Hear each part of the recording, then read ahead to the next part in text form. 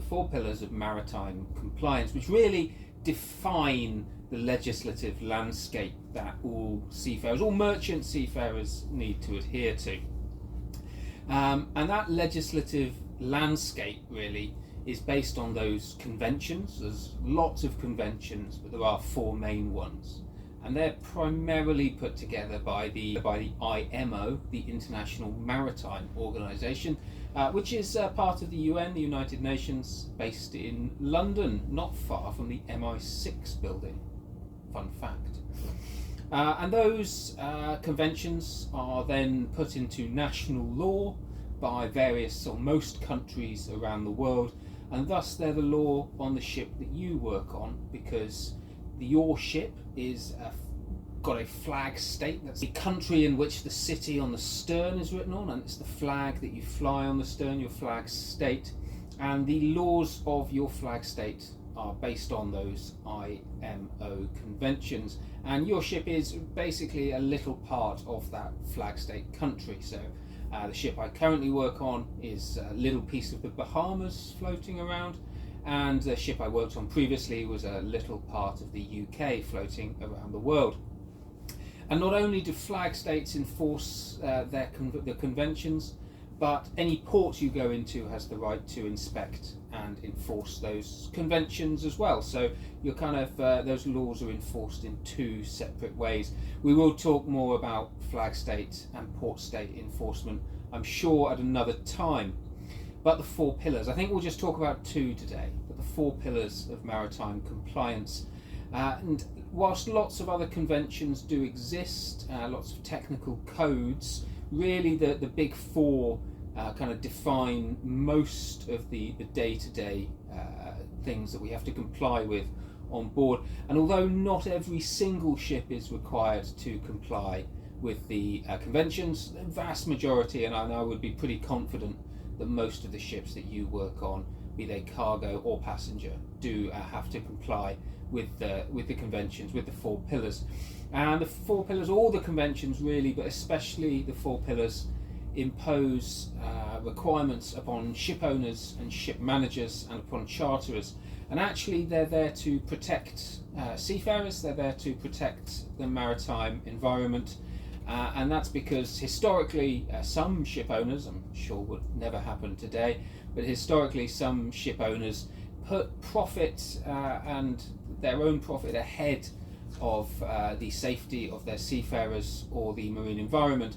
So these conventions really are to protect us and to protect the environment in which we sail, so that we are not put at risk by profiteering or cost cutting from owners and charterers.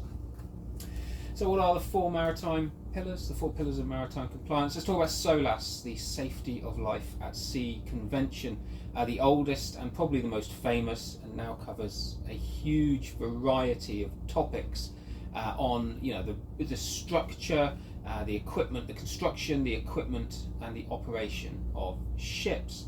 It first sort of came into the idea of SOLAS in 1914 when the Titanic sunk. Famously, the Titanic sunk for a few reasons. It's not entirely clear. Was the lookout good enough? Not sure. Why weren't they able to raise radio communications to request assistance? Why did no one know how to get to the lifeboats? Were there enough lifeboats? Were there enough life jackets? So that went down, and then obviously that raised the spectre of vessels being lost at sea and people losing their lives at sea. So they started talking about a code that would require ships to meet certain requirements. That talking went on for a long time, and then the First World War came along, and it really only was in 1929 that the first version of SOLAS became a thing. Fast forward, the UN came into effect after the Second World War and took on the auspices of administering these conventions. And the latest version of SOLAS that applies really is 1974, although there have been several amendments since then. SOLAS, like I said, covers the construction, the equipment, and the operation of merchant vessels. And again, once again, that's specifically to ensure the safety of seafarers who work upon and anyone who travels upon those ships. It is not a convention there to protect owners or to protect charterers. It is to protect seafarers who work upon those ships. And it has 14 chapters covering all sorts of things, some of which are quite specific. There's a chapter on the management of vessels carrying nuclear fuels and things like that. But specifically, the first few chapters are the most well-referenced one.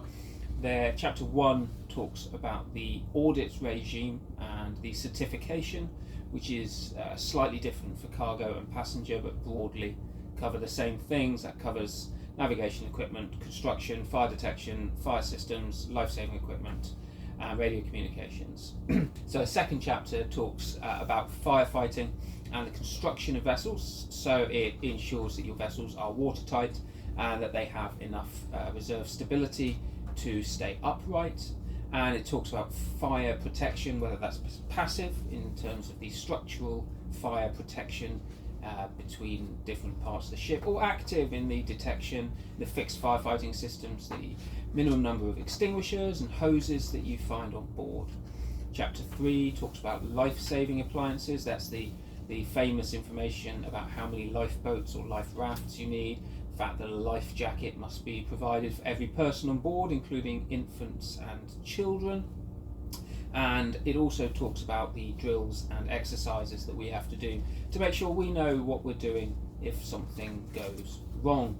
Chapter 4, radio communications, to make sure that we can not only raise the alarm if we're in distress, but that we will always be able to hear alarms or alerts set off by other persons or vessels or aircraft in distress, and indeed puts upon us the obligation to go and assist other vessels in chapter 5.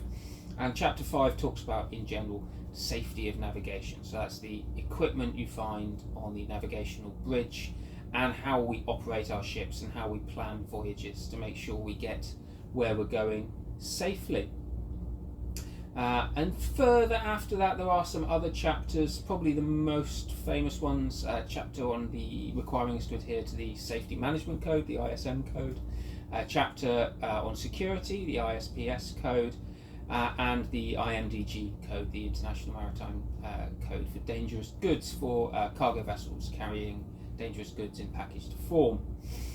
And once again, following SOLAS is not for the benefit of the owner or for the charterer. It is purely for the benefit of the seafarers and those that sail upon the ships. That's why we get inspected, to make sure that those systems are up to standard, and those inspections are not there to catch us out or to make our lives difficult. Those inspections are there to make sure the ship is safe for us. The second convention that we'll talk about, second pillar, MARPOL, the International Convention for the Protection of Pollution from Ships, 1973 version as amended, and much more recent than SOLAS, but still, very venerable, been around for many years. And like SOLAS, it's updated from time to time. They add new bits to it, or they refine older standards. And there was no single incident like Titanic that led to it being kind of brought into force. But through the mid-19th century, there were quite a lot of disasters involving ships carrying oil in bulk. They tended to run aground or just break in half or catch on fire bad times. So most famously was probably the sinking of the Torrey Canyon, which happened off the coast of the UK, the southwest tip of the UK, and she dumped about 120,000 tonnes of crude oil across the beaches of the UK and France, despite the Royal Air Force's attempts to drop bombs on it in order to ignite the oil and stop it spreading, but they missed, unfortunately. So Torrey Canyon sank, lots of other oil tankers sank or caught fire or spread oil around the world.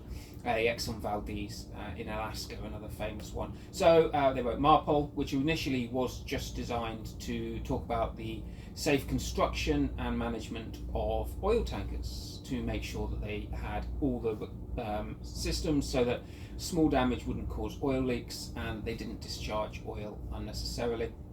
And it's now expanded so that it covers oil discharges from all ships, the engine rooms of all ships, Parts 2 and 3 talk about the carriage of other dangerous goods, and whether that is in liquid form or in packaged form. Chapter 4 talks about discharge of sewage from ships, which is very highly regulated. Most ships will hold their black water and only discharge it in small rates around out at sea. And indeed, most new passenger ships now are required to have effectively sewage treatment plants, advanced wastewater treatment plants, which effectively turn dirty water into fresh water, which is then streamed out at sea quite harmlessly. Chapter 5 talks about the discharge of garbage, and every few years kind of that is increased in severity, and really now there's very little that ships discharge in the way of garbage, and things like plastic is completely prohibited from any discharge anywhere in the world, and all we really discharge now is some residual food waste that is collected on board.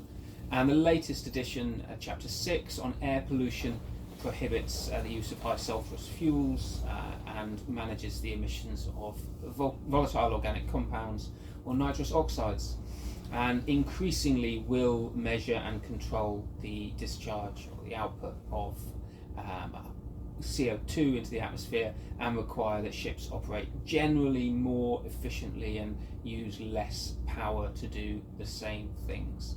I think that's probably enough for today. We will talk about the other two pillars of maritime compliance on another video, but for now I think we'll leave it there. We've talked about SOLAS, which is there to ensure that ships are operated and constructed safely for the benefit of the seafarers on them. And we've talked about MARPOL, which regulates how the ship interacts with the marine environment and ensures that it keeps it pristine and clean for the benefit of everyone.